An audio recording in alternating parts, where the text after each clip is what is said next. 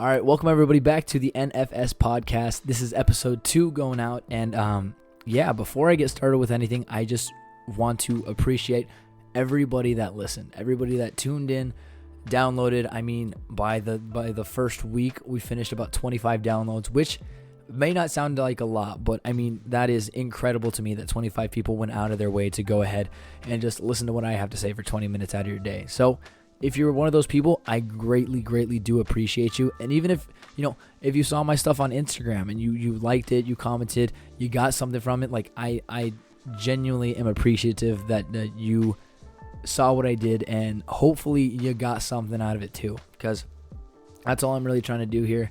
I'm trying to push the needle forward in not only your life but my life, because remember, this is just a conversation that I'm having with myself. That way I make sure that I'm always moving forward in my life, and I'm also having that conversation with you. And also, if you want to come on the podcast, I don't really know how I'm going to do this. I kind of know what my regulations and the process would be, but if you want to hop on the podcast, like, send me a message. Like, just type in podcast, DM it to me, send me a text if you have my number. Literally, by any means that you can message me, just send it my way, because I want to get more people on. Or I want to get anybody on. I haven't gotten anybody on the podcast yet, but I want to start branching out more and more, because I have a pretty good idea of what I want this to become and what I'm doing. So if you're interested in that, let's see where things go. But yeah, without further ado, let's get into it. So after the last one, I know I talked a lot about improvement and oneself, and I didn't want to go into grave detail into what these things mean and in every single category of it, because then that 20 minutes would turn into 48 hours if I made that happen. So I was very considerate about the things that I was going to say and the implication that I give. Now, every single episode from now on is probably going to have a single topic in mind, and with that topic, we're going to go forward and delve deeper into it on what I think about it and what I think are positive or good ways to deal with situations, things that you should do, things that I need to be doing. Keep in mind, I'm not perfect, but I just overall want to go over things that can push the needle forward in your life. That way you can never fucking settle. Which is a little surreal saying that this is a real thing, but super happy, super ecstatic.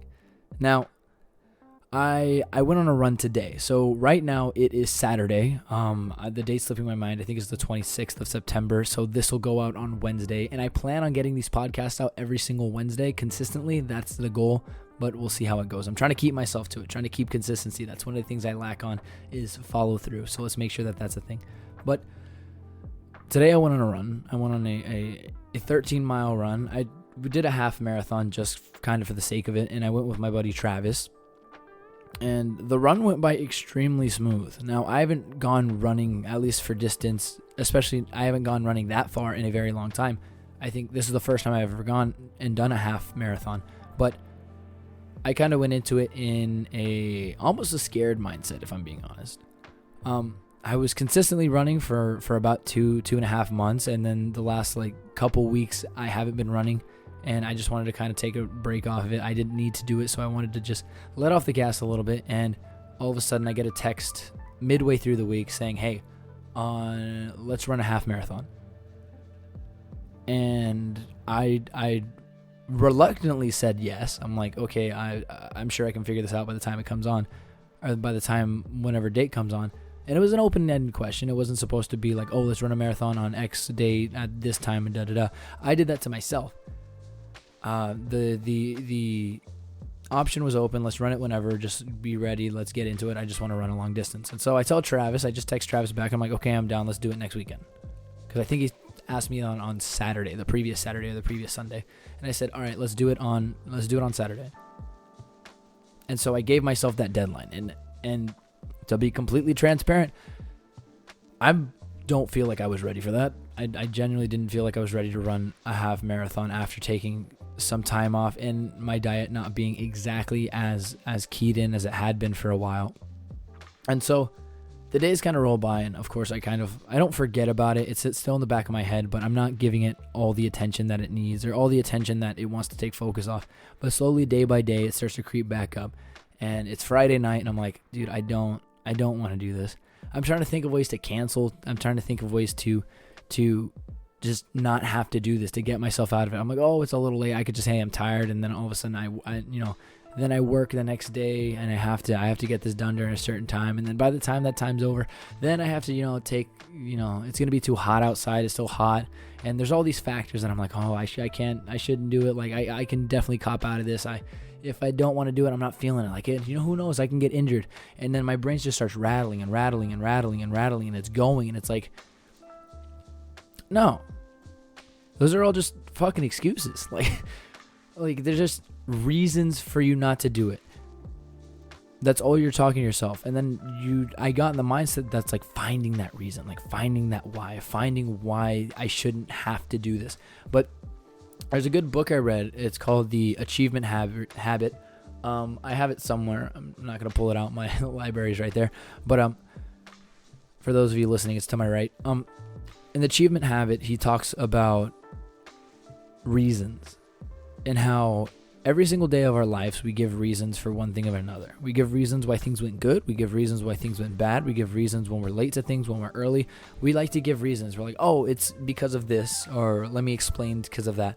But when it comes to things not going in the direction you want, and you start giving reasons, oh, my ankle's starting to hurt a little bit. Oh, I didn't eat that well. I don't know if I'm fueled up. Oh, I'm a little tired. Oh, you start to give reasons.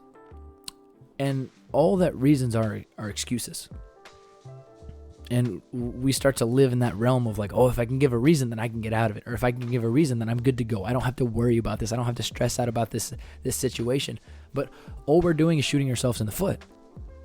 Because when we get rid of the thing that we have to do, or the things that we have the option to do, keep in mind, with obligations, things that need to get done, you can give reasons all goddamn day, but it's not going to change anything, because at the end you have that deadline, you have that set date, and it doesn't have to be your commitment, but nonetheless it's going to get done. It might not be your best work, but you're going to do it. But when it comes to things where you definitely have the option to just give in and give out, reasons become our best friend. And that's what I was doing. I was fueling myself to quit. I was fueling myself to stop. I was making every single excuse in the book to myself to convince my dumb brain that it's okay. You don't have to do this. It's not a big deal. It's not like you made a promise to God and said if I don't do this, I'm forsaken forever. It was a run. Simple. Nothing complex. But then you start to shoot yourself in the foot, because then that reason for that run trickles down to a reason for your personal goals, or a reason for your job, or a reason why you couldn't do this, a reason why you couldn't do this in your relationship, a reason for why your family situation isn't how you want to. And again, it comes back to taking responsibility for everything, but we give so many reasons as to why it's not our fault. And a great example in the book is that if you're late to work and your boss asks you, hey, what happened? You're 10 minutes late. This isn't like you. And you're like, oh, there was traffic on the road, and I just got stuck in traffic, and, I couldn't do anything about it. There's just, it slowed down, didn't expect it. So I left at my usual time, and usually I'm 1 minute early so I can clock in, get ready, go in. But, there was traffic, so I couldn't account for that. I didn't know it was going to happen.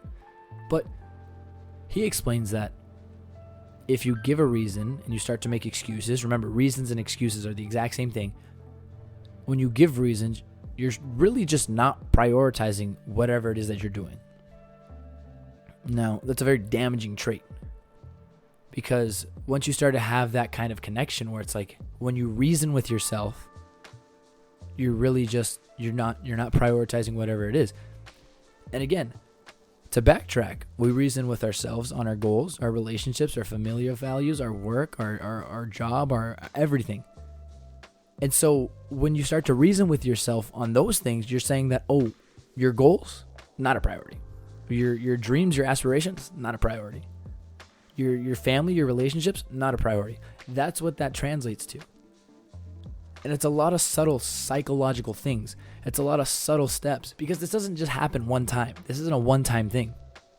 We like to think that it's, oh, that one time that I did it at work, that one time that I did it. Like the really big, obvious ones that we pick out, but you got to be really conscientious of the things you're doing. I mean, I catch myself. After I read that book, I swear I was on it. Every time I gave a reason, I'd be like, stop, you're making excuses. And I started building that up. And then along the line, time goes by. I wasn't as consistent with it. And then I found myself falling off. And I started bringing reasons back into my life. And I didn't enjoy that, but I kind of forgot. And then all of a sudden, one day, I realized what had happened. And I gave a reason. I'm like, whoa. You gave in. Like right now, as of this moment, you just gave in. You gave a reason. Wasn't this a really big deal to you? To not give reasons, to not give excuses, to just go after it? But yet here you are. You're doing it right now. And it was for something important. I'm not going to go into it. It's a personal thing, but it was for something important. And I caught myself giving reasons and essentially giving up. See, we like to make something a priority in our life. Something has to be a priority in our life, like whether you make it conscious or not. For some people, it's their goal at work. I'm trying to get a promotion, so I'm gonna clock in early, clock out late. I'm gonna show the boss that I can do X, Y, Z, that I can go forward with it, and that I can take the brunt of all the effort, and then I'll get that promotion. When that becomes your priority, everything else is sacrificed. The time that you spend at work is sacrificed for the time that you have for yourself. The workload that you take on, the stress, is sacrificed for the enjoyment. There's the opportunity cost that comes with it. And so when you have that focus, that priority, then inadvertently things are going to be tossed to the side. Now, again, if your priority is I want to just lay in bed all day and fall asleep, then the adverse, you're not going to start to surpass people in your achievements. Granted, this isn't a competition, but you're not going to excel forward in your career. You're not going to excel forward in your dreams. Every single time we make something a priority, then something else has to suffer. And then also when you don't make something a priority, that in itself will suffer just because you're not consciously making the effort to improve on it. Now, to go back to what I was saying, I didn't want to go on this run. This is where we all started. I know I tend to go on a really big story and a really long rant, but just stick with me here. I didn't want to go on a run. I started making up reasons why I shouldn't do it. I started convincing myself. If you can talk to yourself with conviction, you're fucked. If it's not leading in the direction where you want to go. That's the only caveat. But if you can talk to yourself with conviction and you can convince yourself that this is the right decision, because we make decisions with emotions and then we back it up with logic. And that's what I was doing. That's what we all do. But I didn't want to go on this run. But there was something in my brain that's like, listen, dude, like if you don't do this run, not only did you tell them that you were going to do the run, so you're lying to them, but more importantly, you're lying to yourself. Because every single time that you make a commitment and you start to bring excuses back in your life, you start to make reasons back in your life, and you allow that to take over what the initial decision was, then you can't trust yourself when you go to make another decision. See, reasons are excuses. Reasons show the flaws in your priorities. And every once in a while, yeah, you can make up a reason, and it's not going to be the most detrimental thing. As long as you're having it inside of your head that you're making the conscious decision to keep on going, that it's like, this isn't going to be the end of the world, that I got this, don't worry, like this. And sometimes life does get in front of us. Like you can't do anything about it.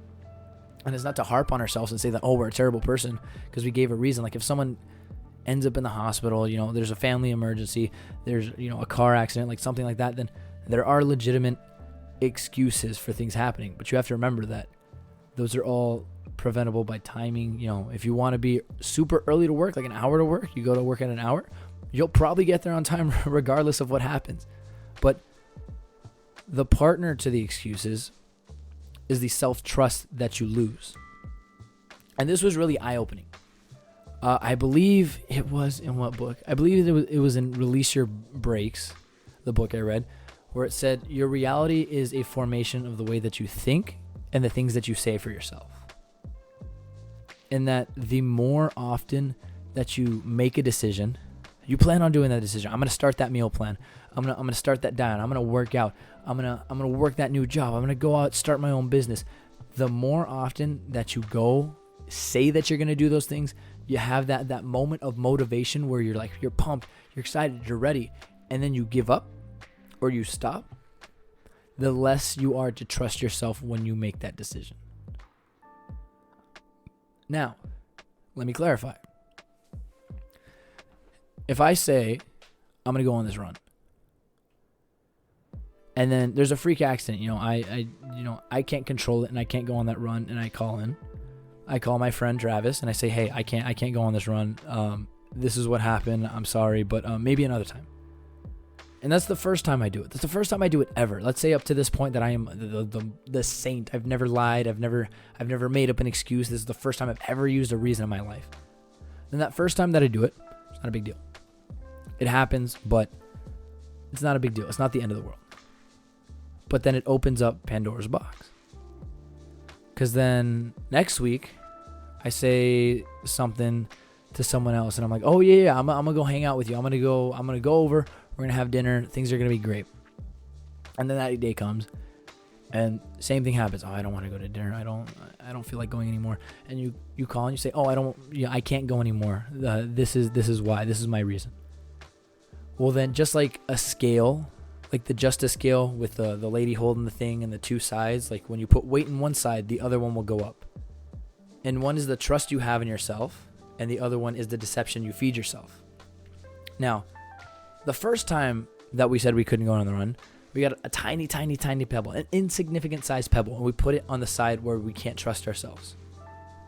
And it doesn't really tip the scales, but nonetheless, it makes it a little uneven. Now, the next time we do it, it's a conscious decision that it's like, I know I made this promise, but I'm not going to go do it. We put a bigger rock. We put it in there. Now we go out. We say that, oh, yeah, don't worry. I got your shift. I'm going to cover it next Friday. Friday comes along. You cover that shift. Then we get a little pebble. It goes on the other side. You trust yourself. You did it. You fulfilled the thing that you said you were going to do. You stuck to your word. And then we keep on repeating that cycle, where it's two stones in one stone in the other. It's evening out. It's always at half, but eventually that tilts in the direction where it's like you can't trust the things you say. Because there's a 50-50 chance. There's more than that, but there's a 50-50 chance that when you say something, you're not going to follow through. And if your brain understands that when you make a promise, that there isn't an urgency to stick with it, then your reality, your brain, fills in the gaps to make sure that it's like, oh, I don't need to fulfill this overarching thing. Like if it happens, it happens. If it doesn't, it doesn't. And you let it go. You take out the urgency. You take out the importance in what you're doing. And the really big factor here is that the more that we make excuses, the more that we use reasons, the less we can trust ourselves, because we are tilting that scale in the opposite direction of what we want to do. You want it to be that when you say you're going to do something, when you say, oh, I'm going to go on a run, that you mean it and you keep your word, that you can trust in the things you do. Because this is much bigger than a run. See, this is all some really weird metaphor that I've somehow culminated here, and I hope that I'm piecing this together properly. But the run is just a significance of you making a choice in your life. You making the decision to chase after your dream, to chase after your goal, your lifelong passion, what you are destined to do on this earth. That's what the run is. The reason is all the outside factors, as everything keeping you from it, including yourself. Your brain telling you that, oh, it's unattainable, it's unrealistic, there's no way to do this. And the more that you feed into those reasons, the more likely they are to be true.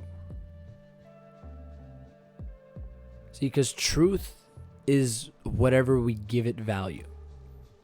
Let me rephrase that. See, a truthful statement is whatever the person perceives it as true.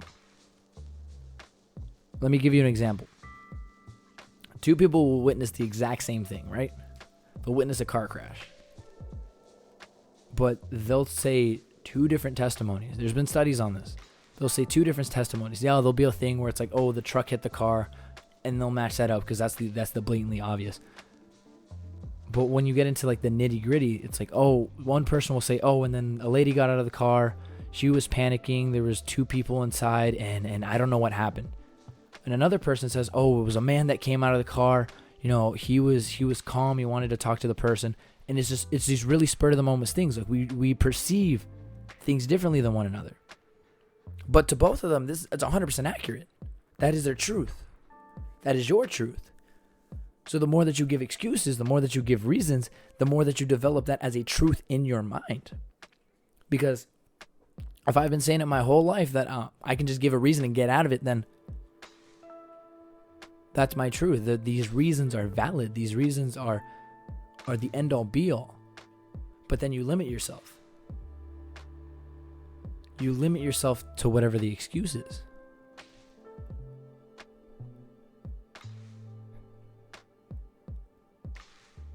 It's an interesting thing. And I have to say it to myself because I want to make this very clear. I am by no means saying that I don't make excuses. I'm the king of making fucking excuses. I'm the king of being like, oh, I'm going to do this, I'm going to do this, I'm going to do this. And then I fall through. And then somebody will ask me why. I'm like, oh, because this happened. And that's why it was super important for me today that I went on this run. Because I was A, uncomfortable, B, felt unprepared, and C, I was a little nervous. I didn't know how I was going to fare. It was the unknown. I've never run this far. I've never ran this far. But then instead of giving in to everything in my brain telling me, hey, don't do this. You got no reason. You have nothing to prove to anybody else. I did it. And now I put a pebble in the other side of the weight. I increased the ability that I could trust myself. And this is a very tedious, drawn-out process. Very tedious. Because you have to think, for me, I'm 21 years old.